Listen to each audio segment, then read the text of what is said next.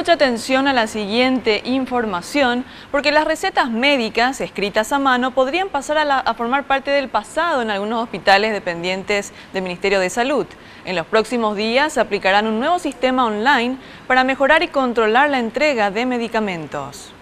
Acceder a la atención a la salud desde la consulta, el diagnóstico así como a estudios, solo a través del número de cédula de identidad, es la intención con la implementación de una red informatizada en los hospitales. El Centro de Emergencias Médicas, el Instituto de Medicina Tropical y el Hospital Pediátrico Niños de Acostañú serán los primeros en contar con esta facilidad.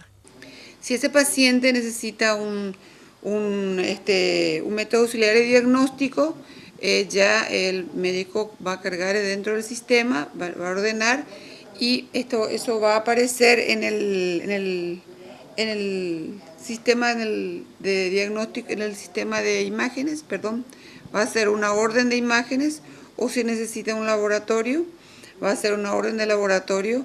Este nuevo sistema también incluye la eliminación de las recetas escritas, de modo que los médicos que deben indicar la toma de medicinas ya incluyan el pedido en el sistema y los pacientes van a retirarlos directamente de la farmacia con su documento de identidad. Con esto se evitaría que se indiquen medicamentos fuera de la especialidad del profesional o que no se encuentren en el stock de la cartera sanitaria. Que el pediatra expida los medicamentos de pediatría, que el odontólogo expida los medicamentos que le compete exclusivamente y no un odontólogo estar prescribiendo un antigripal, por ejemplo.